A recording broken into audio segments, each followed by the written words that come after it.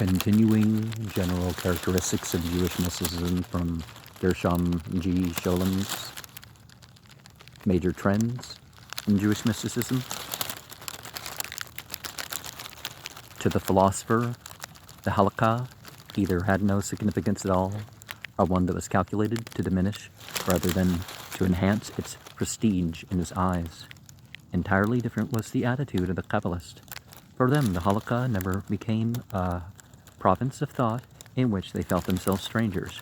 Right from the beginning, and with growing determination, they sought to master the world of the halakha as a whole, and in every detail from the outset. An ideology of the halakha is one of their aims, but in their interpretation of the religious commandments, these are not represented as allegories of more or less profound ideas or as pedagogical measures, but rather as the performance of a secret rite or mystery in the sense in which the term was used by the ancients. Whether one is appalled or not by this transformation of the halakha into a sacrament, a mystery rite, by this revival of myth in the very heart of Judaism, the fact remains that it was this transformation which raised the halakha to a position of incomparable importance for the mystic and strengthened its hold over the people. Every mitzvah became an event of cosmic importance and act which had a bearing upon the dynamics of the universe. The religious Jew became a protagonist in the drama of the world. He manipulated the strings behind the scene, or to use a less extravagant simile, if the whole universe is an enormous, complicated machine, then man is the machinist who keeps the wheels going by applying a few drops of oil here and there, and at the right time, the moral substance of man's action supplies this oil, and his existence therefore becomes of extreme significance since it unfolds on a background of cosmic infinitude. The danger of theosophical schematism, or as S.R. Hirsch puts it, of magical mechanism. It is of course inherent in such an interpretation of the Torah, and it has more than once raised its head in the development of Kabbalism. There is danger of imagining a magical mechanism to be operative in every sacramental action, and this imagination is attended by a decline in the essential spontaneity of religious action. But then this conflict is inseparable from any and every fulfillment of a religious command, since every prescribed duty is also conceived as assumed willingly and spontaneously. The antinomy is, in fact, inescapable and can only be overcome by religious feeling so long as it is strong and unbroken. When it begins to flag, the contradiction between the command and free will increases in proportion and eventually gathers sufficient force to become destructive. By interpreting every religious act as a mystery, even where its meaning was clear for all to see or was expressly mentioned in the written or oral law, a strong link was forged between Kabbalah and halakha, which appears to me to have been in large part responsible for the influence of Kabbalistic thought over the minds and hearts of successive generations. A good deal of similarity to what I have said about the halakha is apparent in the attitude of philosophers and mystics, respectively to the Aggadah. Here too their ways part right from the beginning. The Aggadah is a wonderful mirror of spontaneous religious life and feeling during the rabbinical period of Judaism. In particular, it represents a method of giving original and concrete expression to the deepest motive powers of the religious Jew, a quality which helps it to make it an excellent and genuine approach to the essentials of our religion. However, it was just this quality which never ceased to baffle the philosophers of Judaism. Their treatment of the Aggadah, except where it pointed an ethical moral, is embarrassed and fumbling. They almost certainly regarded it as a stumbling block rather than as a precious heritage, let alone a key to a mystery. And thus it is not surprising that their allegorical interpretation of its meaning reflects an attitude which is not that of the Aggadah. Only too frequently their allegorizations are simply, as I have said, veiled criticism. Here again the Kabbalists conceive their task differently, although it also involves the transformation of the subject's meaning. It would be too much to say that they leave the meaning of the Aggadah intact. What makes them differ from the philosophers is the fact that for them the Agada is not just a dead letter. They live in a world historically continuous with it, and they are able, therefore, to enhance it. Though in the spirit of mysticism, Agadic productivity has been a constant element of Kabbalistic literature, and only when the former disappears will the latter two be doomed to extinction. The whole of Agada can, in a way, be regarded as a popular mythology of the Jewish universe. Now, this mythical element, which is deeply rooted in the creative forms of the Agadic production, operates on different planes in the old Agada and in Kabbalism. The difference between the Agadic production of the Kabbalah and that of the early Midrash can be easily gauged. In the Agada of the Kabbalists, the events take place on a considerably wider stage, a stage with a cosmic horizon. Earth and heaven meet already in the ancient Agada, but now an even greater stress is laid on the heavenly element, which comes more and more to the fore. All events assume gigantic dimensions and wider significance.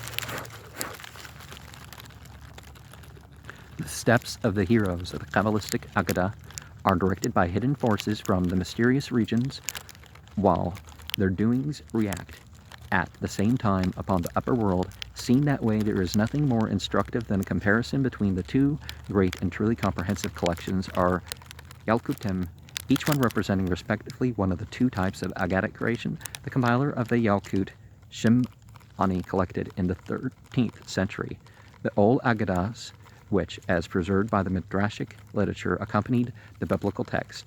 In the Yalkut Reubeni, on the other hand, we have a collection of the Agadic output of the Kabbalists during 5 centuries. The latter, highly interesting work was compiled during the second half of the 17th century of the Common Era, bears full witness to the growing strength and preponderance of the mythical element and to the great difference between Agada and Kabbalah in their interpretation of the stories of biblical heroes. At the same time, it is obvious that in comparison with the older Agada, the realistic element in the latter Agada has decreased because the realistic foundations in which Jewish life was rooted have grown more and more narrow. In fact, this explanation falls in well with the historical experience of different generations. The old Agada is fed by deep and comprehensive experience. The life which it reflects has not yet become colorless, nor did it lose its impetus. The Kabbalistic Agada, in contrast, reflects a narrow and circumscribed life which sought, nay, was compelled to seek inspiration from hidden worlds as the real world turned for them into the world of the ghetto. The Agadic myth of the Yalkut Reubeni expresses the historical experience of the Jewish people after the Crusades, and we may say that it is expressed with rather greater force because it is not directly mentioned at all. The depth of the penetration into the hidden worlds which can be encountered here at every step stands in direct proportion to the shrinking perimeter of their historical experience. There is thus a mighty difference of function between the two types of Agadic creation, but no difference of essence. There is another point worth mentioning. No Kabbalist was ever embarrassed by or ashamed of an old Agada, in particular those Agadas which were anathema to enlightened Jews, were enthusiastically hailed by the Kabbalists as symbols of their own interpretation of the universe. The anthropomorphical and paradoxical Agadas belong to this class, as well as certain epigrams such as R. Abahu saying that before making this world, God made many others and destroyed them because he did not like them. The philosophers who had passed through the school of Aristotle never felt at home in the world of Midrash, but the more extravagant and paradoxical these Agadas appeared to them, the more they were the Kabbalists convinced that they were one of the keys to the mystical realm. Their vocabulary and favorite similes show traces of Agadic influence in proportions equal to those of the philosophy and Gnosticism, scripture being, of course, the strongest element of all. Part 10 of this. What has been said of the Halakha and the Agada is also true of the liturgy, the world of prayer, the last of the three domains in which the religious spirit of post-biblical Judaism has found its classical expression. Now, in a way, that, as far as what we're going to recognize, that's become sort of the most varied, right? except maybe like per se, these are divisions and this is how to get through tonic in 20, the 24 books in a year, that sort of thing. Here too is the conclusion. The conclusion is inescapable that the philosophers had little of value to contribute. Of entire prayers written by philosophers, only a few have been preserved, and these are often somewhat anatemic and half-hearted in their approach, especially where the authors were not, like Solomon ibn Geberol and Jehuda Halevi, motivated in the last resort by mystical leanings. There is, in many of them, a curious lack of true religious feeling. The case is entirely different when we turn to the Kabbalistic attitude towards prayer. There is perhaps no clearer sign that Kabbalism is essentially a religious and not a speculative phenomenon. The novelty of its attitude to prayer can be viewed under two aspects: the vast number of prayers whose authors were mystics themselves, and the mystical interpretation of the old traditional community prayers, the backbone of Jewish liturgy. To begin with the former, it is hardly surprising that the new religious revelation, peculiar to the visionaries of the Kabbalah, for which there existed no liturgical equivalent in the older prayers, strove after some form of expression and had already inspired the earliest mystics to write their own prayers. The first prayers of a mystical character, which can be traced back to the Kabbalists of Providence and Catalonia, are carried forward by a long and varied tradition to the prayers in which, about 1820, Nathan of Nemirov, the disciple of Rabbi Nahum of Braslav, gave valid expression to the world of Hasidic Zadokism. This mystical prayer, which bears little outward resemblance to the older liturgy, and in particular, of course, to the classical forms of communal prayer, flows from the new religious experience to which the Kabbalists were entitled to lay claim. Often these prayers bear the mark of directness and simplicity and give plain expression to the common concern of every form of mysticism, but not infrequently their language is that of the symbol, and their style reveals the secret pathos of magical conjuration. This has found a profound expression in the mythical interpretation of the phrase of Psalm 131, "Out of the depths I have called unto thee," which according to the Zohar means not "I have called unto thee from the depths where I am, but from the depths in which thou art. I call thee up." But side by side with these original productions of the Kabbalistic spirit, we find, from the earliest beginnings down to our time, another tendency, that of mystical reinterpretation of the traditional community liturgy, which transforms it into a symbol of the mystical way and the way of the world itself. This transformation, which has meant a great deal for the true life of the Kabbalists, has become crystallized in the conception of the Kawana, i.e. mystical intention or concentration, which is its instrument in the worlds of the liturgy. As in the old Aggadas, the Kabbalists found a way to hidden worlds and the first causes of all existence. They developed a technique of meditation which enabled them to extract, as it were, the mystical prayer from the exoteric prayer of the community, the text of which followed a fixed pattern.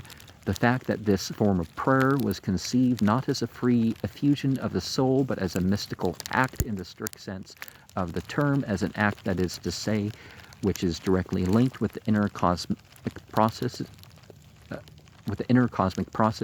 invests this conception of Kawana with solemnity, which not only approaches but also passes the border of the magical. Now that would kind of make sense if that was with a Q, but Hebrew is kind of different. And maybe that's not even a Hebrew term, maybe that's like Yiddish or something, I don't know. It is significant that all of the various forms of Kabbalistic thought and practice, this meditative mysticism of prayer has alone survived and has taken the place of all the others. At the end of a long process of development in which Kabbalism, paradoxical though it may sound, has influenced the course of Jewish history, it has become again what it was in the beginning, the exoteric wisdom of small groups of men out of touch with life and without any influence on it. And for the most part, this is true. I'm sorry, people and their Illuminati and satanic Jewish cabals and all that stuff. It just doesn't pan out.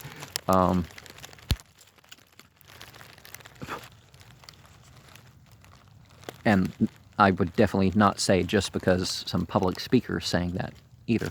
Part 11 of this. As I have already said, mysticism represents to a certain extent a revival of mythical lore. This brings us to another very serious point, which I should like at least to mention. The Jewish mystic lives and acts in perpetual rebellion against a world with which he strives with all his zeal to be at peace. And incidentally enough, that Islam, the jihad is to be at peace and submission to God. Of course, you can't make people believers at the end of the sword, and they don't try that either. But conversely, this fact is responsible for the profound ambiguity of his outlook, and it also explains the apparent self-contradiction inherent in a great many Kabbalistic symbols and images. The radiant symbols of the Kabbalah certainly spring from the depths of a creative and genuinely Jewish religious feeling, but at the same time they are invariably tinged by the world of mythology. In the lectures on the Zohar and in the Lurianic Kabbalism, I shall give a number of peculiarly outstanding instances of this fact. Failing this mythical element, the ancient Jewish mystics would have been unable to compress into language the substance of their inner experience. It was Gnosticism, one of the last great manifestations of mythology in religious thought, and definitely conceived in the struggle against Judaism as the conqueror of mythology, which lent figures of speech to the Jewish mystic. The importance of this paradox can hardly be exaggerated. It must be kept in mind that the whole meaning and purpose of those ancient myths and metaphors, whose remainders, the editors of the book Bahir, and therefore the whole Kabbalah, inherited from the Gnostics, was simply the submersion of a law which had at one time disturbed and broken the order of the mythical world. Thus, through wide and scattered provinces of Kabbalism, the revenge of myth upon its conqueror is clear for all to see, and together with it we find an abundant display of contradictory symbols. It is characteristic of Kabbalistic theology in its systematical forms that it attempts to construct and to describe a world in which something of the mythical has again come to life in terms of thought, which include the mythical element. However, it is this contradiction which is more than anything else explains the extraordinary success of Kabbalism in Jewish history. Mystics and philosophers are, as it were, both aristocrats of thought, yet Kabbalism succeeded in establishing a connection between its own world and certain elemental impulses operative in every human mind. It did not turn its back upon the primitive side of life, that all-important region where morals are afraid of life and in fear of death, and derive scant wisdom from rational philosophy. Philosophy ignored these fears, out of whose substance man wove myths, and in turning its back upon the primitive side of man's existence, it paid a high price in losing touch with him altogether, for it is cold comfort to those who are plagued by genuine fear and sorrow to be told that their troubles are but the workings of their own imagination. The fact of the existence of evil in the world is the main touchstone of this difference between the philosophic and the Kabbalistic outlook. On the whole, the philosophers of Judaism treat the existence of evil as something meaningless in itself. Some of them have shown themselves only too proud of this negation of evil as one of the fundamentals of which they call rational Judaism. Hermann Cohen has said with great clarity and much conviction, evil is non-existent, and it is nothing but a concept derived from the conception of freedom. A power of evil exists only in myth. Well, evil is not per se the outer side by itself, you could say, too. Although worldly evil, real world evil is sort of a thing, so I totally disagree with that in that respect, but to say that certain categories of life are inherently evil, or that evil is created, I would,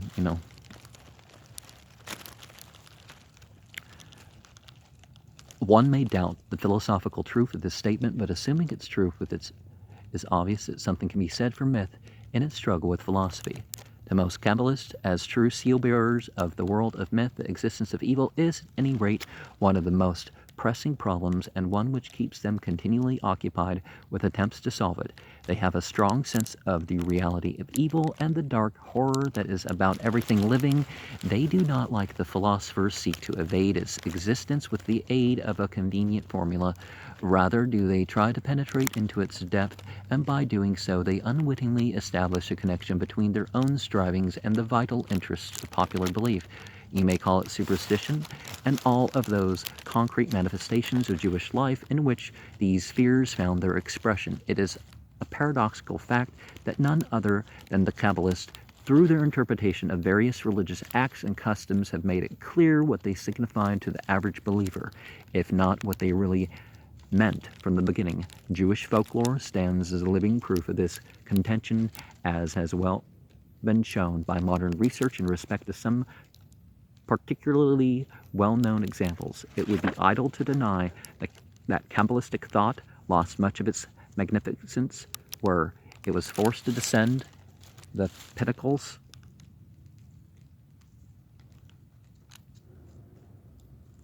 of theoretical speculation to the plane of ordinary thinking and acting. The dangers which myth and magic present to the religious consciousness, including that of the mystic, are clearly shown in the development of Kabbalism. If one turns to the writings of great Kabbalists, one seldom fails to be torn between alternative admiration and disgust.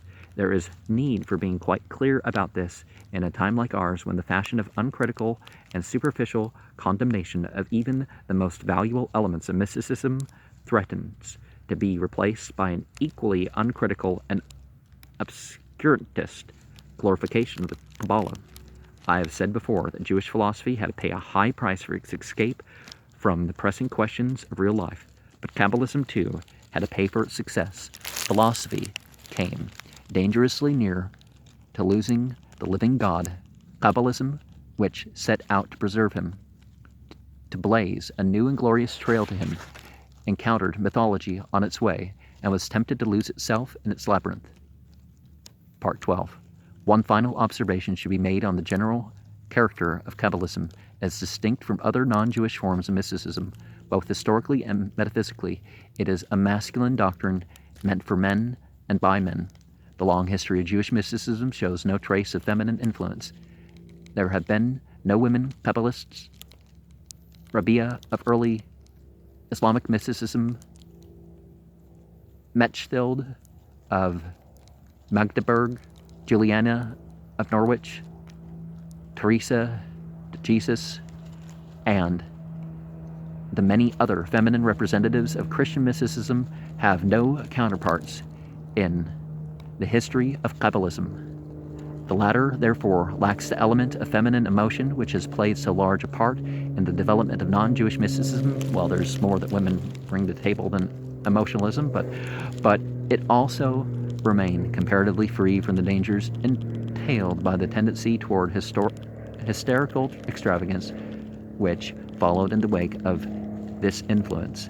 This exclusively masculine character of Kabbalism was by no means the result of the social position of Jewish women or of their exclusion from Talmudic learning. Scholasticism was as much exclusively a domain of men as Talmudism, and yet the social position of women in Islam and in medieval Christianity did not prevent their playing a highly important part among the representatives, though not the theoreticians, of Islamic and Christian mysticism.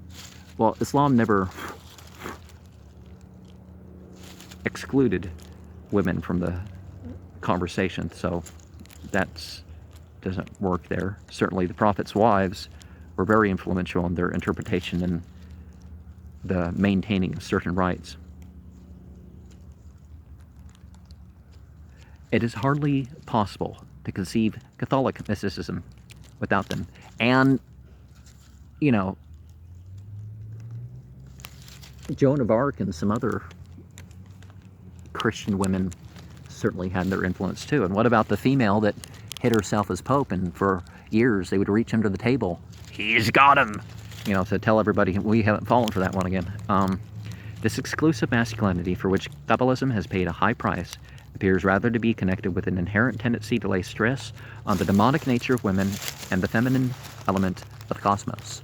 While Christianity in its trinity has put the negative and the feminine, like, over in the evil side or something inherently. So yeah,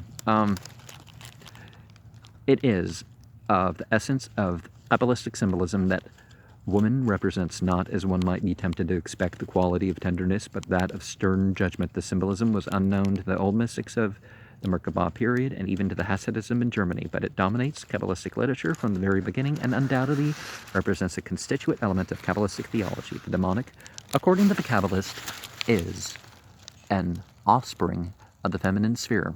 This view does not entail a negation or repudiation of womanhood. After all, the Kabbalistic conception of the Shekinah has room for to the Orthodox Jewish thought, highly paradoxical idea of a feminine element in God himself. You know, not that God is male or anything like that, but it does constitute a problem for the psychologist and the historian of religion alike. Mention has already been made of the dislike shown by the Kabbalist for any form of literary publicity in connection with mystical experience and of their tendency toward the objectivization of mystical vision. These traits, too, would appear to be connected with the masculine character of the movement, for the history of mystical literature shows that women were among the outstanding representatives of the tendency toward mystical autobiography and subjectivism in expressing religious experience. If finally you were to ask me what kind of value I attach to Jewish mysticism, I would say this: the authoritative Jewish theology, both medieval and modern, in representatives like Saadia, Maimonides, and Hermann Cohen, has taken upon itself the task of formulating an antithesis to pantheism and mythical theology, i.e., to prove them wrong. In this endeavor, it has shown itself tireless. What is really required, however, is an understanding of these phenomena which yet does not lead away from monotheism and belief in all that sort of theology in the first place, because if the history of Tanakh is flawed, then people are going to throw out the whole thing with that sort of way of thinking. And once their significance is grasped, that elusive something in them which may be of value must be clearly defined. To have posed this problem is the historic achievement of Kabbalism. The varying answers it supplied to the question may be as inadequate as you like. I shall certainly be the last to deny that its representatives often lost their way and went over the edge of the precipice. But the fact remains that they faced a problem which others were more concerned to ignore and which is of the greatest importance for Jewish theology. Now, certain precipices, not falling off the edge of things or something, but, an experience like that weird feeling in your nose or your ear or something allows certain experiences of a sensual nature, of a emotional nature, of a psychological nature to happen. And honestly, once you get past it once or twice, almost all of these things just kind of go away.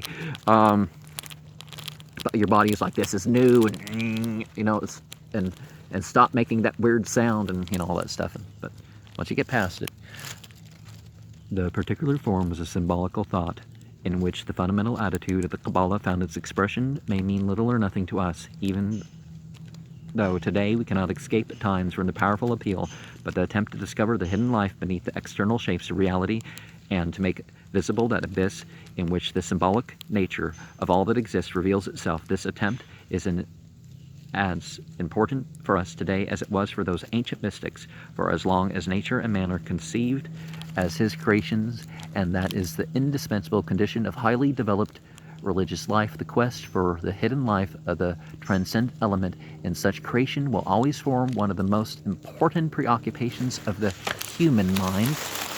And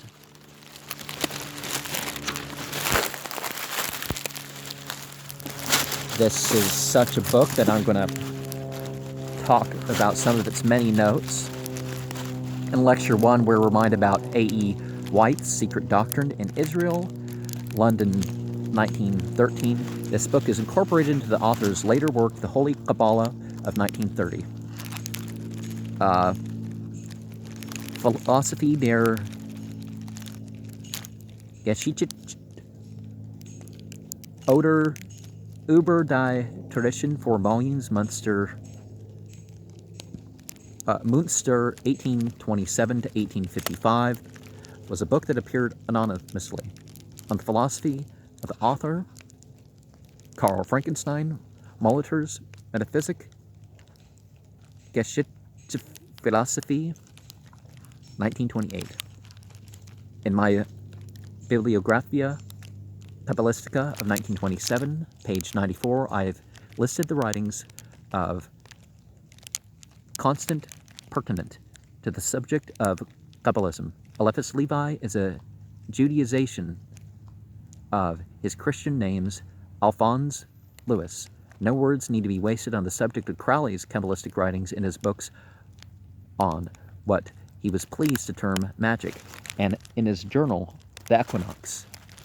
No, I think a lot can be said, and if you're going to be real about it, if he got something wrong, if you look at the language of Tanakh, it's not the same thing as Hebrew, and there's many differences, even contradictory definitions from one language to the biblical language. So you're going to, anyways, that's a huge subject. Rufus Jones, Studies in Mystical Religion, 1909, page 15 of the introduction. And there was a quote ode to Thomas, is Summa Theologica, to Engelbert Krebs' little book, Grundfragen der Kirchlichen Mystik of 1921, page 37. Levi Isaac, the rabbi of Berdichev, in his work, Kedushut Lawi, at the end of section Pakudi, says, Yush Adam Sha'ubad at Habura Bushklu Shukal Anushu Wish Adam Shahwa Mustakal at Hay Noon Kebikul Waza a Apshur Bushkul Anushi Ruk Bazar Hashem Yat Wuk Shizuka Hadam La Sutko at Hay Noon as Hashkol Hanushi Shlu Bethel Bamutsi Yaut Watch Ka Kush Chooser Adam Al Atzmut Hushkol as Hia Mala Shapa. Molitor's Philosophy der Geschichte, Volume 2, 1834, page 56. Oh, I don't have time to comment on Isaac